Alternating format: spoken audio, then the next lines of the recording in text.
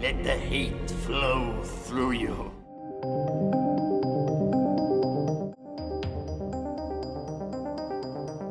Justice League! Good lord, what happened? Well, a long and arduous tale of reshoots, studio meddling, course-correcting a universe, and of course, an incoherent story from film to film. Let me just clarify why this movie is bad, and if you're a fan, you will have to kind of agree with me. And if you don't, then maybe you're not a fan, because you weren't paying attention to the movies. What do I mean by this? Well, Justice League is dealing with the aftermath of Batman vs Superman, right? Well, the world and Bruce Wayne, Batman, thought that Superman needed to be stopped. Superman was in fact even on trial, for God's sake, for shooting people. Because that's definitely Superman's MO, guns. So anyway, Batman decides that Superman is a threat, stating that even if there is a 1% chance that Superman is their enemy, then they have to take it as an absolute certainty. To which, of course, then leads into the fight between Batman and Superman dying. Spoiler alert, I guess. So, if he's on trial, the world doesn't really like Superman. He's killed thousands, as stated by Batman, and Batman thinks that even if there is a 1% chance, then they need to kill him. Why in the fuck, in Justice League, is Superman being painted as a hero? No one liked him.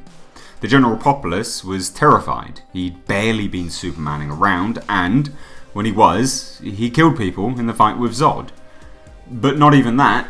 Batman, Bruce Wayne, the world's greatest detective, seems to have had a stroke between movies, because now he wants to resurrect him, using a line eerily similar to the one he used to justify wanting to kill him in the first place. Even if there is a fraction of a chance. He has the power to wipe out the entire human race, and if we believe there's even a 1% chance that he is our enemy, we have to take it as an absolute certainty. Even if there's a fraction of a chance. The what? That we could raise a monster, like Luthor did? We have tech Luthor's never even seen. Superman is dead. Right. Bruce Wayne, mate, what happened? Did you bump your head? I know by the end of BVS you guys were buddy-buddies because you both realised your mom's name was Martha. Martha! But come on, it's like you're on repeat, but skipping the track at the same time. It also reveals just how bad the dialogue is, that the writers are reusing lines, which end up making it look even worse. So there's that, right, and that's bad enough as it is, but then there's this. And this is near unforgivable. Who signed off on this? Who approved this? This movie cost an estimated $300 million to make, plus marketing, so rounded up to around $500 million, and you sent it out as a finished product with Superman's lip looking as rubbery as a condom. The story of why this happened is embedded and integral to the reason why Justice League was so bad. Reshoots. Henry Cavill had to come back for reshoots whilst he was also shooting for Mission Impossible, where he had a mustache. Universal didn't want him to shave it off, understandably so, he's contractually obligated, and so they decided to CGI it off. The funniest part to all of this is someone managed to make a better product on their home computer than these highly paid special effects teams in Hollywood, proving, once again, that these chumps have no idea what they are doing. So, the reshoots. What do they reshoot? Well, you only need to follow the lip to know that they essentially reshot most of the film, because the lip is looking off in pretty much every scene Superman is in. Which begs the question, why? Well, Warner Bros. And DC wanted to course correct their universe, and part of that course correction was Superman being sad and mopey, and of course, Batman being a murderer. So they reshot the entire scenes with Superman in, and made him the light-hearted caped hero that we know, and changed Batman into someone that now doesn't murder. But not only that, he lets criminals go. As seen in the opening shot, where Batman confronts a criminal about to rob some poor family, and after using him as bait, having a friendly chat with him, buggers off and lets him go. What are you doing, Batman? Seriously. He can easily get another gun, easily finish what he was trying to do, and you've just let him go. Turned from the most violent man there is chucking grenades back in people's faces, to letting criminals go. It's a complete 180. I get why they were doing it, but it's insulting as it just ruins the continuity. It's also hilarious, as mentioned, when the writers are so poor in their imagination of the dialogue that they reuse the same line used to justify Superman's murder to justify resurrecting him. Even if there's a chance. Sure, yeah, there's a chance for just about everything. Doesn't mean you have to be a psychotic murderer. So as mentioned, the CGI, near unforgivable. The double turns from characters, again, unforgivable. But then we have this weak-ass villain with a mommy complex, Steppenwolf. Why did you wait so long to come back to Earth?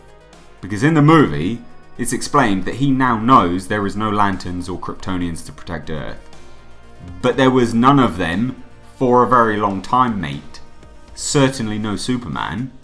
You first came to Earth thousands of years ago and you nearly won. But yes, I guess you were beaten and ran away like a little bitch. However, there was no one protecting Earth for a very long time in between. Why didn't you come back? Because you'd apparently been watching it, so that doesn't make any sense. Then we have the fact he looks like Dobby the fucking house elf, but worse, the CGI is atrocious.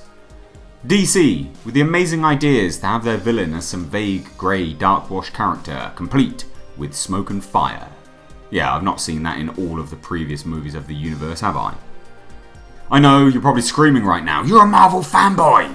But no, you'd be wrong there, as I didn't really like Infinity War either. DC has the same problem Marvel does, weak-ass, uncompelling villains. So this Steppenwolf fool comes back to Earth and now wants to get his mother boxes back. Which he quite literally refers to as Mother. Mother, millennia in exile, searching. Right, yeah, okay, sure. So as our heroes unite and resurrect Superman, because they realise Steppenwolf, the 10-foot tall alien, is too much for them, with an army as well, Superman comes to life, gets a bit mad because he was dead, and now he's alive, decides he wants to tackle the Justice League all on his own, and lo and behold, proves he can beat them all. Thus proving that now, the Justice League is completely useless, and Superman is the only character in this shit DC universe that matters. If Superman can do everything, then he's too powerful. We don't need Wonder Woman, we don't need a man dressed in a rubber bat costume, we don't need someone that can run fast because, hey, Superman is faster, and we don't need a fish man, and we certainly don't need a half robot, half man. Then again, I'm guessing he was half robot because the CGI was so poor. So why, now we have Superman painted as this great force, do we need anyone else? We don't. Again, bad and lazy writing. On the topic of characters though, Fishman, my god, what an annoying portrayal of Aquaman. It's as if Zack Snyder said, hey, you know surfer dudes, Jason Momoa, do you know surfer dudes? Yeah. Just be really obnoxious. Be a really obnoxious surfer dude for this entire movie. And you know what? Can you be a dumbass as well? Can you do that? And Jason Momoa, of course, replied, Yeah! Oh, my man! Of course I can. One other thing on the topic of characters, actually fuck it, I'll talk about them all. The Flash, the man whose power is to run fast. He can't run, he's tripping up on everything. How is this man tripping up on things? He trips like 3 times in one day. I get he's running fast, but the world to him is moving slowly. So how does this happen? Also, you'd think if he suddenly got running powers, he'd learn to run. The way the Flash runs is not how a man runs. Why did Warner Bros. Cast someone for a running role that apparently can't run? Surely they'd have wanted to see him run first.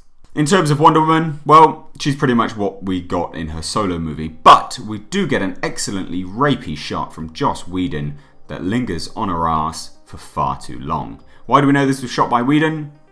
Well, I mean, I doubt it was anyone else. This scene made me genuinely uncomfortable. You think the panning shot would stop, or it would cut, but it stays there, and stays there, and yeah, it stays firmly focused on Gal Gadot's ass. Why did this get signed off on the dailies? How? It's genuinely just a bit rapey. So yeah, Superman comes back from the dead and beats Steppenwolf really quickly. He gets scared, the parademons smell his fear, and then turn on him! Right, okay, so this then adds continuity errors to an earlier scene, one you would have seen in the trailer, where the Flash is terrified of saving people, and he gets a pep talk from Batman. Surely the parademons should have smelled his fear then, no? Correct me if I'm wrong here. Overall, Justice League is bad from start to finish. Dodgy CGI, bad and lazy writing, awful dialogue, and confirming that Superman is too strong for me to give a shit about any other character in the league, because he can do everything. Yeah, I didn't like Justice League, did you? Remember though guys, you're a fan, right? So you should have picked up on the continuity errors. How did you still like it, knowing full well they gave Batman a bump on the head and he 180'd between movies? Let me know your thoughts on this movie down below in the comment section. If you're new here, hit that subscribe button to stay up to date on all the world of pop culture and movie news, and of course, these hate reviews. If you like these reviews, then do consider becoming a patron, as these always get copyright claimed and sadly demonetized. Almost always anyway. As always, I've been Mr. H, and I will catch you in the next video.